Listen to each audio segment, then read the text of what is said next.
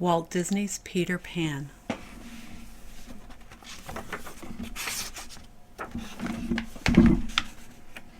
Walt Disney's Peter Pan. Wendy Darling and her brothers John and little Michael were restless. It was almost their bedtime, but they weren't sleepy at all. "What shall we play?" asked John with a sigh. "I'm tired of all our old games." "Well," said Wendy, "I could tell you a story about Peter Pan." "Hooray!" shouted Michael and John. So Wendy told them about Peter Pan and the pirates.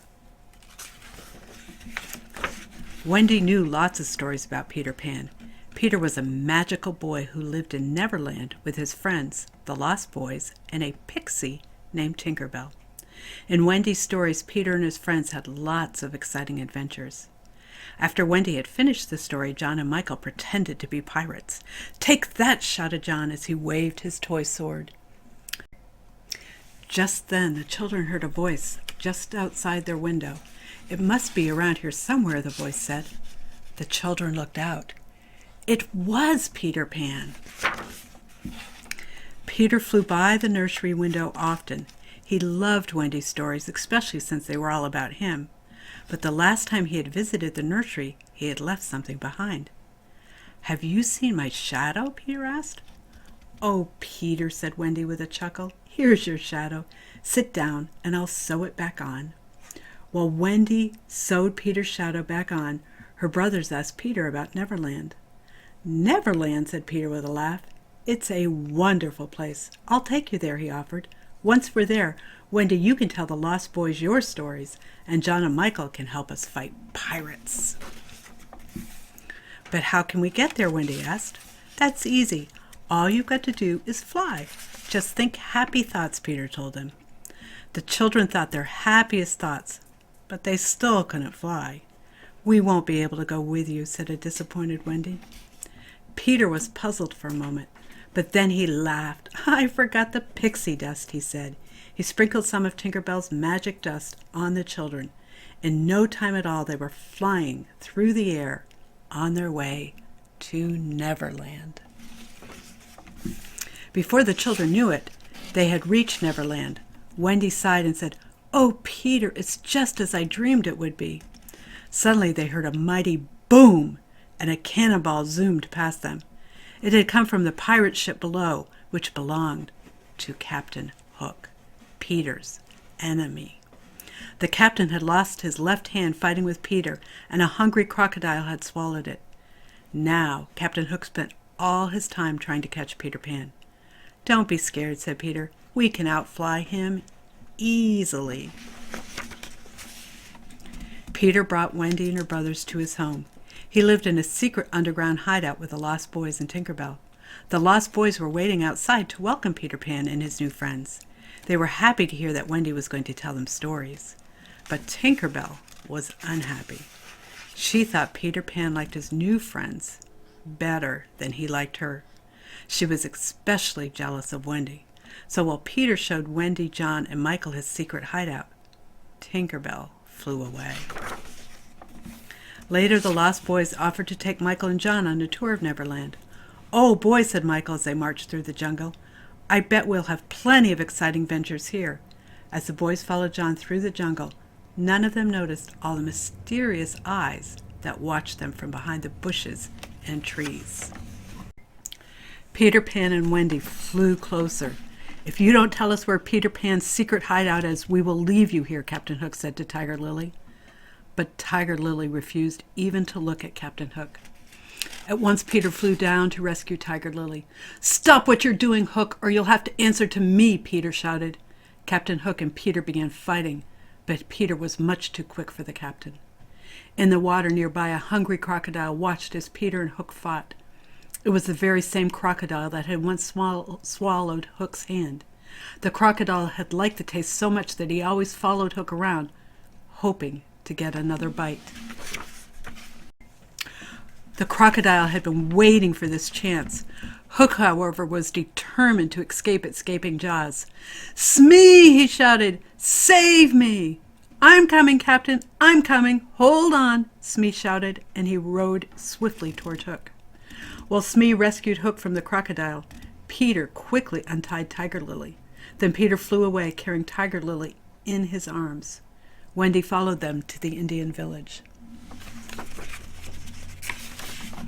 The chief was very happy to get his daughter back. He released all the boys at once. Then he gave orders for a big celebration. Everyone sang and danced and had a wonderful time. After the party, Peter, Wendy, and all the boys went back to the secret hideout. Tinkerbell hadn't gone to the party. She was still jealous of Wendy, and when everyone returned, Tinkerbell flew off by herself. She was so angry that she didn't even notice someone watching her. Suddenly, the little pixie found herself trapped in a pirate's cap. Smee hurried back to the ship with Tinkerbell. Once aboard the ship, Smee released Tinkerbell. "Welcome aboard, Miss Tinkerbell," said Captain Hook. "I'm sure you have noticed," he continued, "that things have gone from bad to worse on this island since that girl Wendy arrived. Tomorrow I'll be leaving the island forever. I'll take Wendy to sea with me, if you tell me where I can find her." All Tinkerbell wanted was to get rid of Wendy. On the map, she showed Hook where the hideout was. She didn't know Hook was really after Peter Pan. "You've been most helpful," sneered Hook. "Now I have Peter Pan where I want him." Hook locked Tinkerbell into a lantern and ordered his men to surround Peter's hideout. Meanwhile, Wendy and her brothers had decided it was time to go home. The lost boys wanted to join them, but Peter didn't want to leave Neverland, so he stayed behind in the hideout and never saw the pirates capture Wendy and the boys as they left. The pirates took Wendy and the boys to the ship. They tied the frightened children to the big mast. "I'll give you a choice," said Hook. "Become pirates or walk the plank." When Tinkerbell had heard Hook's plan, she knew she had to warn Peter. She was finally able to break the glass in the lantern and escape. Then she quickly flew back to the hideout. Excitedly, she told Peter that he had to save Wendy and the boys. Back on the pirate ship, Captain Hook was demanding an answer. "What will it be?" said Hook. "A pirate's life or the plank?" "I'm sure Peter will rescue us," Wendy whispered to the boys. Then bravely she said to Captain Hook, "We will never become pirates. We will die first." And she walked onto the plank and jumped off. Everyone waited for the splash, but the splash never came. Peter Pan arrived just in time to catch Wendy as she fell. "Oh, Peter, I knew you would come," Wendy said happily. Peter took Wendy to a safe place. Then he returned to fight Hook. "I'll get you this time, Peter Pan," cried Captain Hook. The two began fighting while the children and the pirates watched. As always, Peter was much quicker and smarter than the captain. They fought all the way up to the ship's rigging. As Hook jabbed his sword at Peter, he lost his balance. Much to the delight of the hungry crocodile below, Hook fell into the sea with a big splash. Once the pirates saw that Peter had defeated their captain, they gave up the fight. They decided to follow Hook and abandon ship. It was difficult for the pirates to keep up with their captain. However, Hook was swimming very fast, trying to escape the hungry crocodile. Back on the ship, everyone cheered for Peter Pan. They were surprised to hear him give orders to cast off.